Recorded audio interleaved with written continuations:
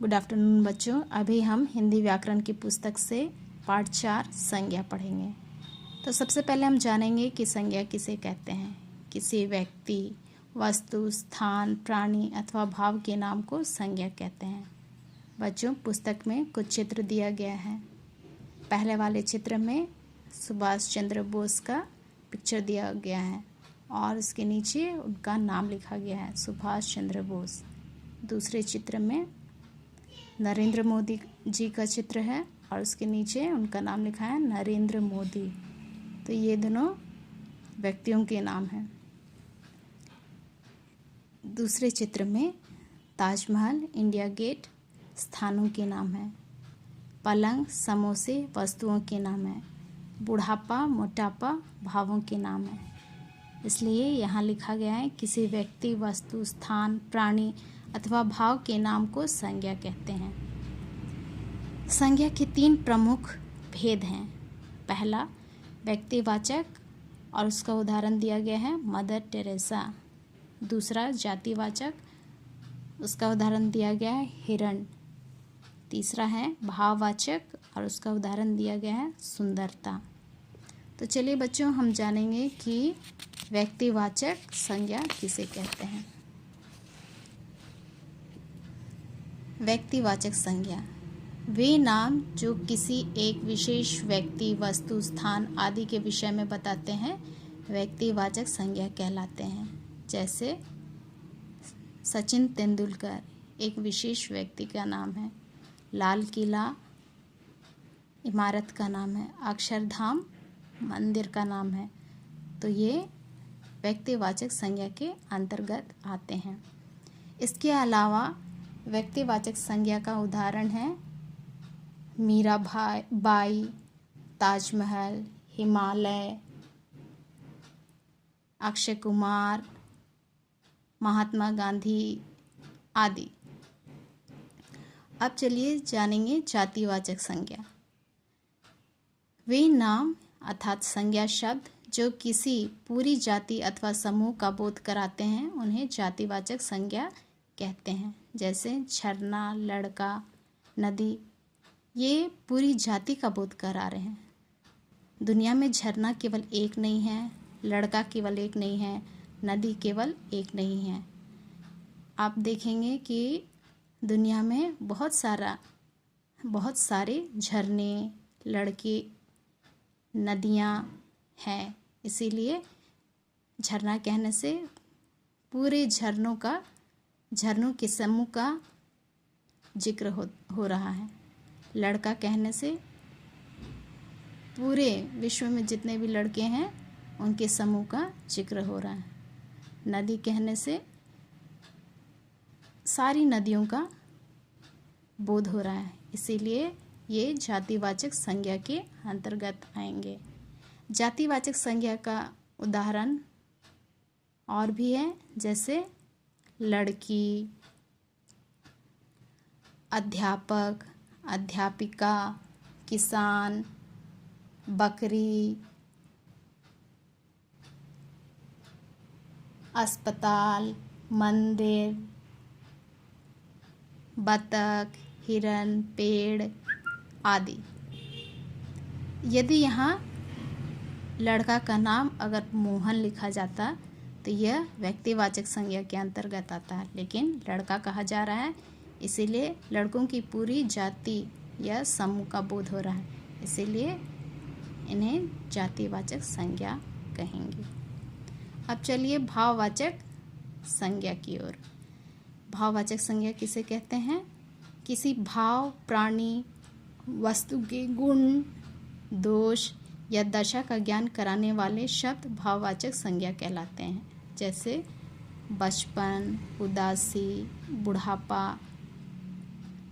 बचपन और बुढ़ापा अवस्था का नाम है। उदासी खुशी, प्रसन्नता, ये सभी भावों के नाम हैं। इसके अलावा सुंदरता, हरियाली, ये सभी भाववाचक संज्ञा के अंतर्गत आते हैं, क्योंकि इनसे भाव दोष, दशा, गुण आदि का बोध हो रहा है। इसके अलावा ये नाम हमें दिखते नहीं हैं और ना ही हम इन्हें छू सकते हैं, जैसे हरियाली, बचपन, उदासी, बुढ़ापा, इन सबको हम छू नहीं सकते हैं, इसीलिए ये भाववाचक संज्ञा के अंतर्गत आते हैं। बच्चों, अभी तक हमने क्या सीखा, इसे एक बार रिवाइज कर लेते हैं। किसी प्राणी, वस्तु, स्थान या भाव के नाम को संज्ञा कहते हैं। सभी नाम संज्ञा हैं। संज्ञा के 3 भेद हैं। पहला व्यक्तिवाचक, दूसरा है जातिवाचक और तीसरा है भाववाचक। अभी बच्चों हम एक्सरसाइज की ओर बढ़ते हैं। बच्चों, कुछ प्रश्न दिए गए हैं जिनका उत्तर आपको दिया जा चुका है। अब चलिए आगे की एक्सरसाइज की ओर। सही विकल्प पर सही का निशान लगाओ। 3 विकल्प दिए गए हैं, जो सही उत्तर होगा उस पर टिक लगाना है। महात्मा गांधी संज्ञा के कौन से रूप का उदाहरण है? तो व्यक्तिवाचक संज्ञा का उदाहरण है, इसीलिए व्यक्तिवाचक संज्ञा के बगल में जो बॉक्स है उसमें टिक लगाएंगे। इनमें कौन सा शब्द भाववाचक संज्ञा का उदाहरण है? तो बुढ़ापा भाववाचक संज्ञा का उदाहरण है, इसीलिए बुढ़ापा जहाँ लिखा है उसके बगल वाले बॉक्स में टिक लगाएंगे। सभी नाम कहलाते हैं। सभी नाम क्या कहलाते हैं? संज्ञा, इसीलिए उसके बगल वाले बॉक्स में टिक लगाएंगे। बच्चों, यहाँ पर सही संज्ञा शब्द चुनकर खाली स्थान भरने का आदेश दिया गया है। यहाँ पर कुछ संज्ञा शब्द दिए गए हैं, उनसे हमें खाली स्थानों की पूर्ति करना है। तो सबसे पहला क्या है? रमा ने मंदिर जाकर ईश्वर की आराधना की। बच्चे को हंसता देखकर माँ की खुशी का ठिकाना न रहा। लोग नदी में स्नान कर रहे थे। नवीन को समोसे खाना पसंद है। किताब मेज पर रख दो।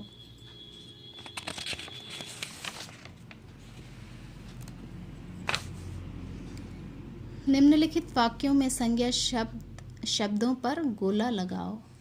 पहला वाक्य है बुढ़ापा सभी को आता है, तो कहा जा रहा है संज्ञा शब्द पे गोला लगाना है। तो यहाँ पर बुढ़ापा संज्ञा शब्द है, इसलिए इसमें गोला लगाएंगे।